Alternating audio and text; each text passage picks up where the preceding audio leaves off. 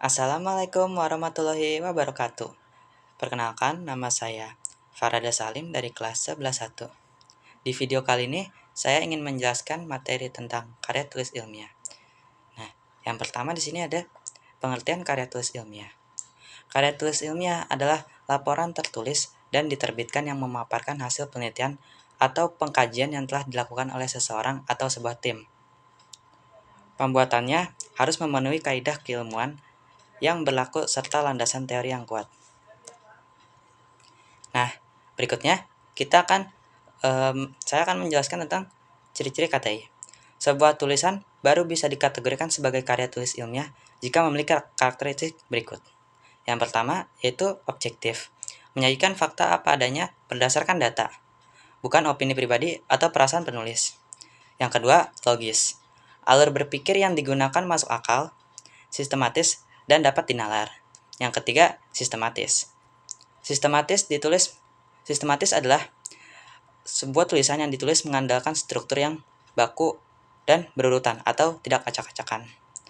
Yang keempat adalah faktual.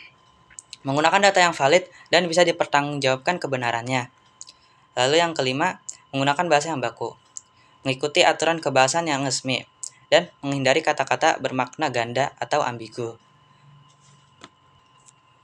Nah, jadi itu dia adalah ciri-ciri dari KTI. Nah, KTI yang baik adalah KTI yang memiliki ciri-ciri tersebut, ya. Lalu selanjutnya kita akan berlanjut ke struktur KTI. Secara umum, struktur KTI dibagi menjadi 3 bagian besar. Bagian awal, bagian inti, dan bagian akhir. Nah, saya akan menjelaskan yang pertama, yaitu bagian awal. Di bagian awal ini terdapat halaman judul atau yang bisa kita kenal dengan cover yang berisi judul KTI, logo instansi seperti sekolah atau mungkin universitas, nama penulis, dan tahun pembuatan. Lalu yang selanjutnya ada lembar pengesahan. Lembar pengesahan ini adalah bukti legal bahwa KTI telah diperiksa dan disetujui oleh pembimbing. Jadi biasanya itu ketika kalian membuat KTI terutama untuk dipublish ya, diterbitkan atau untuk mengikuti sebuah ajang perlombaan, kalian memiliki seorang pembimbing, entah itu guru atau dosen kalian, ya. Lalu yang berikutnya ada abstrak. Abstrak itu apa sih? Abstrak itu adalah ringkasan singkat. Biasanya terdiri dari 150 sampai 250 kata yang menggambarkan seluruh isi KTI secara garis besar. Lalu yang berikutnya ada kata pengantar dan daftar isi atau tabel dan juga gambar ya. Jadi ya seperti pada karya tulis pada umumnya ya, ada daftar isinya juga di mana nanti ini per bagian-bagian per bab dan subbabnya ini nanti dijabarkan di daftar isi tersebut, dan juga jika katanya memiliki tabel dan gambar, dia akan dicantumkan di situ ya. Nah, tadi kan ada bagian awal. Kali ini kita akan berlanjut ke bagian inti atau batang tubuh, di mana di sini berisi pembahasan-pembahasan. Nah, dan dia ditulis dengan sistem bab ya. Jadi bab 1, bab 2, bab 3, bab 4, dan bab 5. Nah, isinya apa aja sih? Nah, sini saya akan menjelaskan. Yang pertama ada bab 1 atau pendahuluan. Berisi latar belakang masalah, kan topik ini penting. Jadi kenapa kalian ingin meneliti ini gitu kan? Karya tulis ilmiah itu kan sebuah penelitian ya. Kenapa penelitian ini penting gitu? Kan jelaskan di pendahuluan ini gitu. Lalu ada rumusan masalah. Rumusan masalah itu berbentuk kalimat tanya, yaitu dari apa yang ingin kalian teliti ya. Misal seperti contoh apa pengaruh bermain game dalam waktu lama gitu, itu kan kalimat tanya. Lalu di bab 1 ini juga terdapat tujuan penelitiannya. Tujuan penelitiannya apa gitu kan, sudah jelas ya, pasti ada tujuannya, nggak mungkin nggak ada.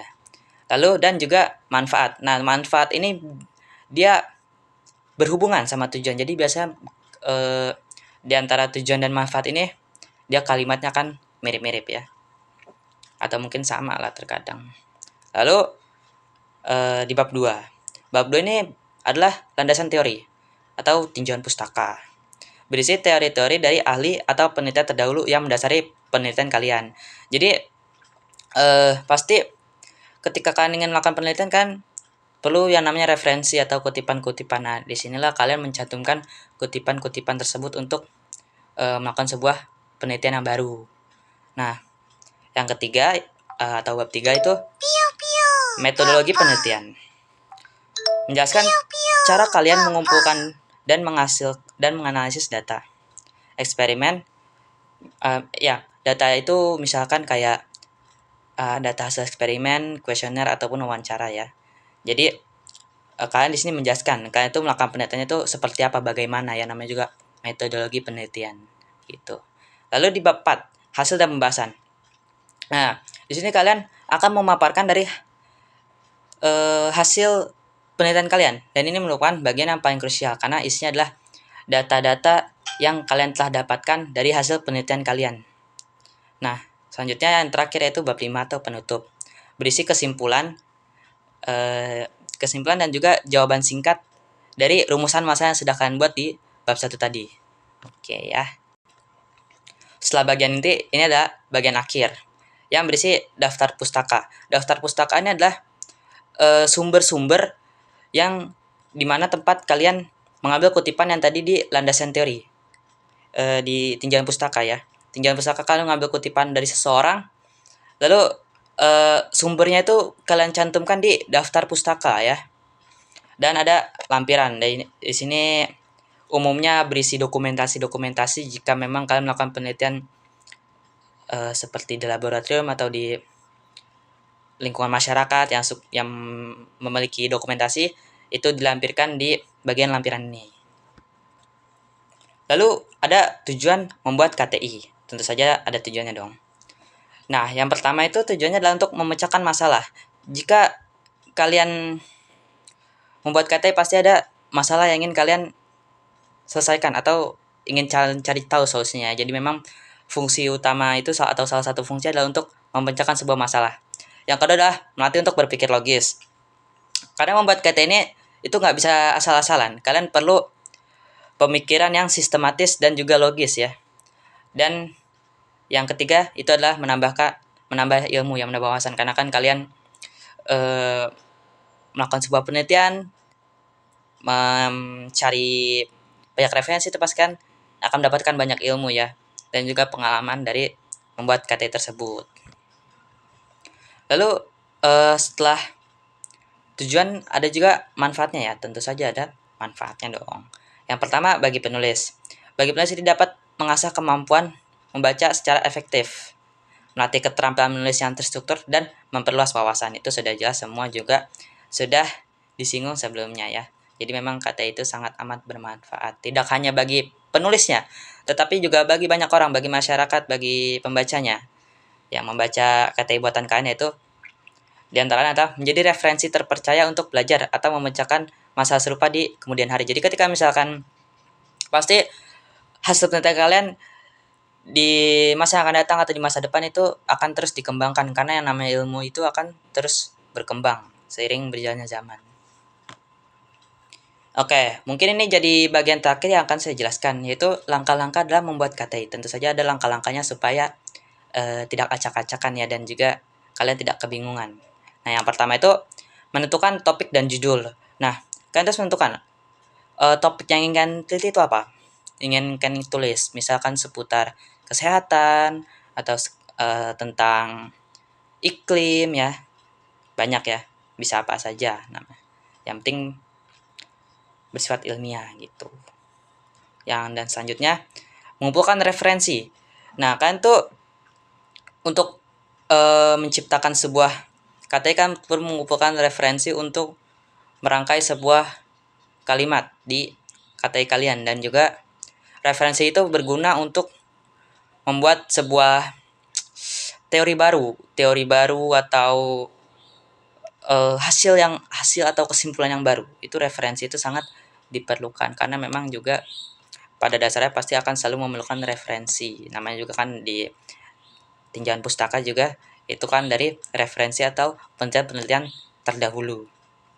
Nah, yang ketiga adalah membuat rumusan masalah. Setelah kan mendapatkan topik dan juga sudah mencari referensi, oh penelitiannya begini, kan bisa mulai membuat rumusan masalah. Nah, tapi mungkin di beberapa sumber atau mungkin dari guru kalian atau dari teman kalian, biasanya terkadang rumusan masalah ini adalah langkah yang pertama ya. Jadi bukan bukan tema, bukan mencari referensi, tapi rumusan masalah. Karena seseorang biasanya melakukan sebuah penelitian itu didasarkan oleh masalah yang terjadi di kehidupan sehari-hari ya. Tapi secara umum sebenarnya bebas. Bebas itu dalam artian fleksibel ya, fleksibel.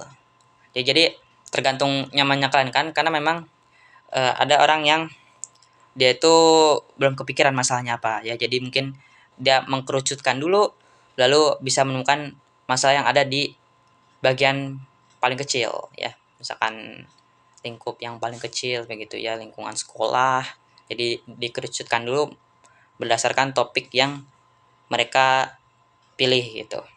Nah, lalu yang keempat itu mengumpulkan dan menganalisis data. Nah, setelah kalian memiliki rumusan masalah, kalian bisa langsung melakukan penelitian kalian.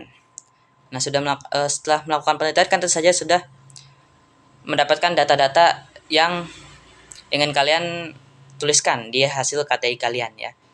Nah, yang kelima adalah menulis draft KTI. Jadi ketika kalian sudah memiliki semua yang kalian butuhkan, kalian bisa mulai untuk membuat KTI kalian sendiri. Dan yang keenam atau yang terakhir di sini adalah penyuntingan. Jadi setelah kalian sudah melakukan semua langkah-langkah tersebut, kalian sudah selesai menulisnya, sudah mengetiknya ya, lalu tahap akhirnya kalian tinggal penyunting atau editing lah ya, bagian mana yang diperlukan, bagian mana yang tidak begitu. Oke, mungkin segitu dulu yang bisa saya jelaskan di video kali ini. Bila ada kurang lebihnya mohon dimaafkan. Wassalamualaikum warahmatullahi wabarakatuh.